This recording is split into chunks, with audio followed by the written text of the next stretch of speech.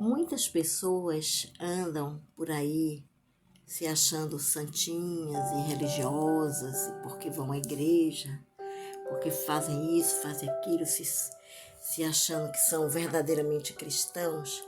Mas o que é que nos mostra as Escrituras e o que é que nos faz realmente conhecer e provar que somos verdadeiramente cristãos? Eu vou ler para vocês hoje uma mensagem muito forte, muito importante, que vai nos dar luz à palavra de Deus e vai nos dar discernimento para sabermos pelos frutos quem é um verdadeiro cristão e quem não é. A mensagem se chama A Prática do Cristianismo. Introdução por Peter Amsterdam. Nós, cristãos, entendemos que as Escrituras ensinam que devemos viver em harmonia com a palavra de Deus. Somos chamados para sermos cheios do pleno conhecimento da sua vontade, em toda a sabedoria e entendimento espiritual, para andarmos dignamente diante do Senhor, agradar-lhe em tudo, frutificando em toda a boa obra e crescendo no conhecimento de Deus. Uma meta elevada e nobre, a qual, por sermos cristãos, queremos abraçar e perseguir. O inequívoco chamado aqui expresso é para aplicar nossos conhecimentos da sabedoria, entendimento às nossas vidas, produzirmos frutos, aumentarmos nosso conhecimento de Deus e vivermos de uma forma digna que agrade a Ele. Entender que Deus ensina pela sua palavra e aplicar esse ensinamento é a essência da vida que agrada a Deus. Contudo, as complexidades da vida diária, o grande número de decisões que temos de tomar, o peso das responsabilidades que consomem nosso tempo, os atalhos tentadores podem fazer com que agradar a Deus e aplicar sua palavra se torne um desafio. Entretanto, as Escrituras deixam bem claras que a obediência à sua palavra é determinante. O que seguir, como Jesus enfatizou: se me amais, guardareis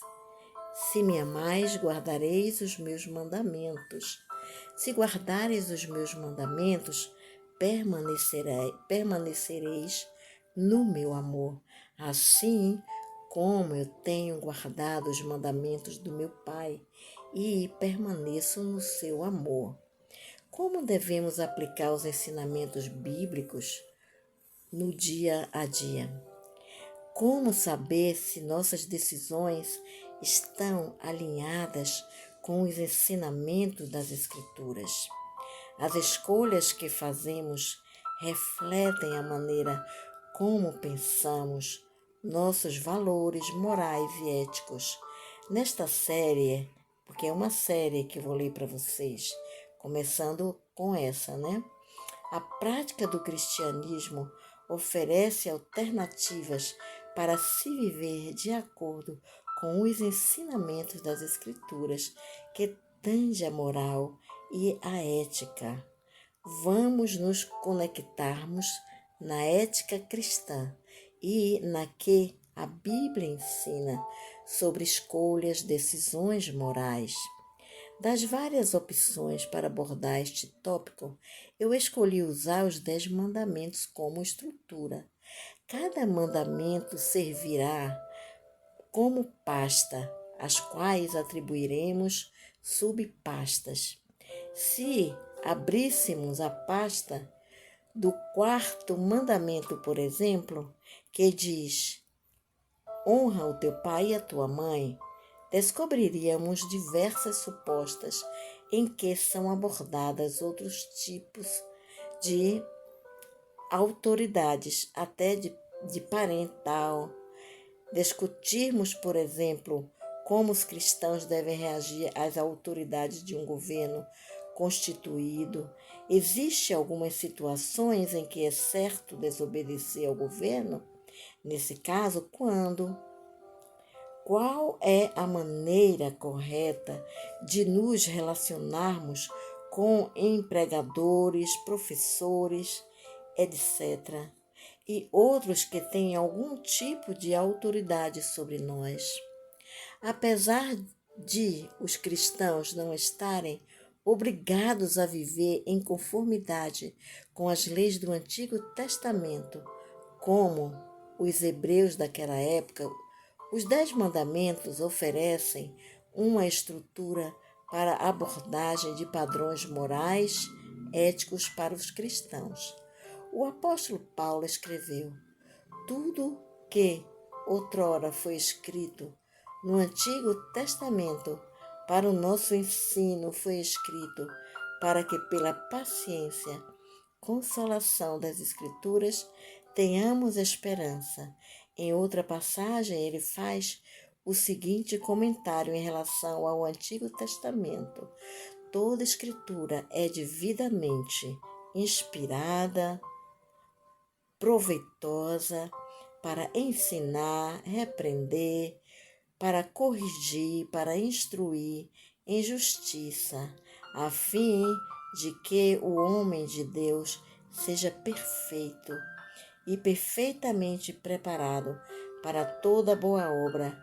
Apesar de a vida e morte de Jesus terem cumprido a lei do Antigo Testamento, Paulo a considerava útil para a instrução dos cristãos, conforme se observava na seguinte passagem: ninguém devais coisa alguma, a não ser o amor com que vos ameis uns aos outros, pois quem ama o próximo cumpre a lei. Com efeito, não adulterás, não matarás, não furtarás, não dará falso testemunho, não cobiçará. E se há algum outro mandamento, tudo nesta palavra se resume: amarás ao teu próximo como a ti mesmo. O amor não faz mal ao próximo, de sorte que o cumprimento da lei é o amor. O amor que cumpre a lei é aquele que é manifesto quando evitamos cometer homicídios, furtar, invejar, tantas outras aplicações morais no que fazemos e deixamos de fazer, encontradas nas Escrituras. Assim sendo, podemos nos basear tanto no Antigo Testamento quanto no Novo para orientarmos nosso comportamento moral e ético, para assim vivermos de forma que agrademos a Deus. Segundo as Escrituras, o propósito maior do ser humano é glorificar a Deus. Eu gosto de como o Catecismo de Westminster expressa este princípio. O principal do homem é glorificar Deus e deleitar-se nele para lermos nas Escrituras, para lermos o que lemos nas Escrituras. Trazei meus filhos de longe, minhas filhas das extremidades da terra, a todos o que é chamado pelo meu nome, os quais criei para a minha glória, o povo que formei para mim, para que me desse louvor. Que comais, que bebais, que façais outra coisa qualquer, fazei tudo para a glória de Deus. Um cristão que glorifica a Deus, ele pode ser visto como alguém cujo caráter se assemelha ao de Cristo, que produz frutos para o reino de Deus, é obediente a Deus, tem um relacionamento pessoal com Ele. O apóstolo Paulo escreveu que os cristãos devem ser conforme a imagem do seu Filho. Em outras passagens lemos: assim como trouxemos a imagem do terreno, assim teremos também a imagem do celestial. Qual é a base para a moral e ética cristã? As Escrituras ensinam que o padrão moral e ético da Bíblia é fundamentada no caráter moral de Deus, o qual devemos copiar. Deus, Ele é bondoso, Ele é justo, Ele é amoroso, Ele é santo, Ele é fiel, Ele é verdadeiro, Ele é misericordioso e mais. É moralmente perfeito e se regozija ao ver suas qualidades morais refletidas em nós. Muito importante, né? Temos que ser exemplos, não simplesmente sermãos. Sair dizendo por aí que somos cristãos, somos evangélicos, somos isso, somos aquilo, e não viver esses padrões de éticas morais do Senhor. É um mau exemplo e uma pedra de tropeço. Então temos que ter muita sabedoria e ficar muito perto do Senhor, nos conectando com Ele, conhecendo a sua palavra, nos fundamentamos nela. Porque se a gente não tiver a palavra de Deus como fundamento da nossa fé, vamos ser maus vistos, maus exemplos, porque em nós não há bem algum. Se existe coisa boa, é só Jesus. Como é santo aquele que vos chamou, sede também santos em todo o vosso procedimento. Sede misericordiosos, assim como o Pai é misericordioso. Nós amamos porque Ele nos amou primeiro. Não mintais uns aos outros, pois já vos despistes do velho homem, com os seus feitos, e vos vestistes do novo, que se renova para conhecimento segundo a imagem daquele que o criou. O conceito de Deus é o fundamento de padrões morais e éticos. Também se expressa nas Escrituras quando se referem a Deus como luz. Esta é a mensagem que dele ouvimos e vos anunciamos, que Deus é luz e nele não há trevas nenhuma. Um autor escreveu: a luz não diz respeito apenas à excelência moral de Deus. Também se refere à comunicação dessa excelência, à revelação dela nos seres humanos. A luz da essência de Deus é aquela na qual devemos andar. Se andarmos na luz, como Ele na luz está, temos comunhão uns para com os outros, e o sangue de Jesus Cristo, seu Filho, nos purifica de todo o pecado. 1 de João 1:7. A luz é o nosso guia ético. Lâmpada para os meus pés é a tua palavra e luz para os meus caminhos. Salmos 119, 105. A luz revela o bem e o mal. A condenação é esta: a luz veio ao mundo e os homens amaram mais as trevas do que a luz, porque as suas obras eram más. João 3,19. Por isso, não devemos andar em trevas. Jesus continuou dizendo à multidão: eu sou a luz do mundo. Quem me segue não andará em trevas, mas terá a luz da vida. João 8,12. Rejeitarmos, pois, as obras das trevas, vestindo-nos das armas da luz. Romanos 13:12. Permanecei na luz. Permanece com Deus. Permanecer nas trevas e está separado dele.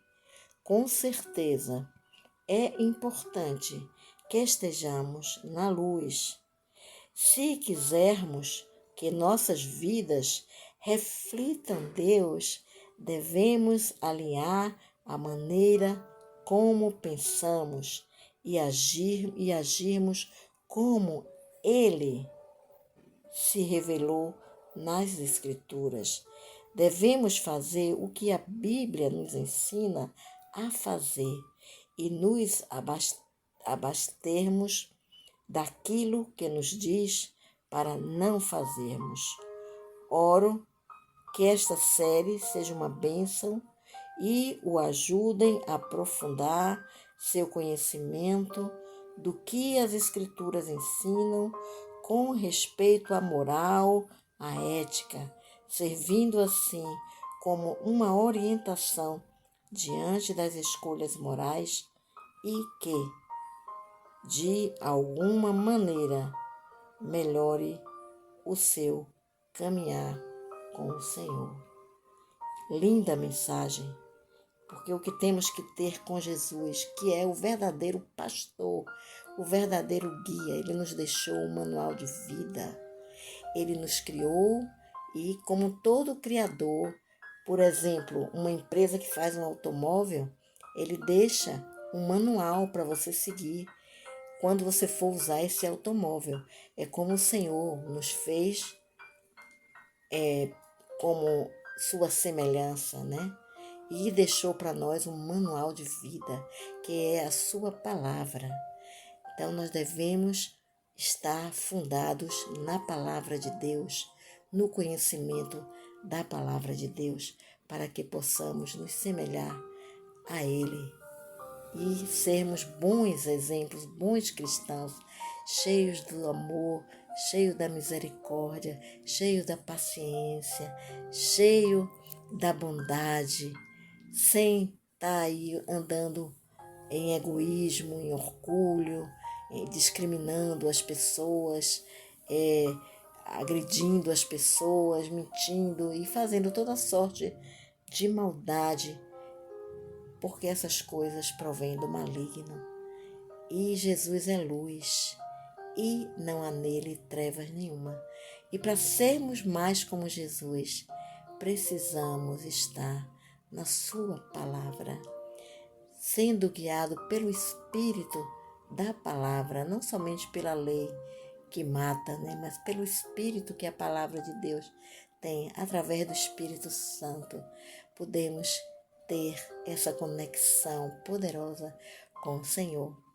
E alguém que não sabe pergunta, mas como é que eu posso ter o Espírito Santo?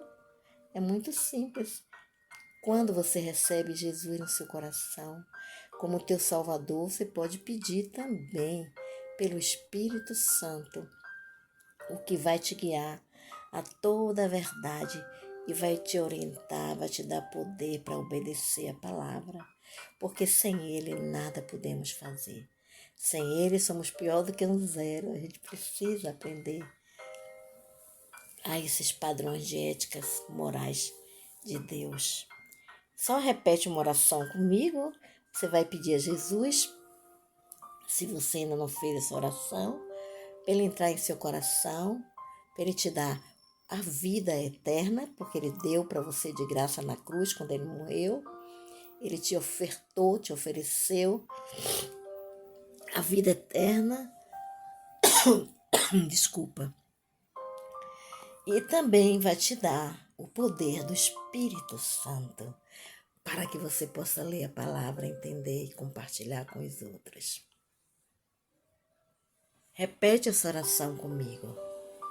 Ó doce Jesus, por favor, perdoe todos os meus pecados, meus erros, meus defeitos humanos.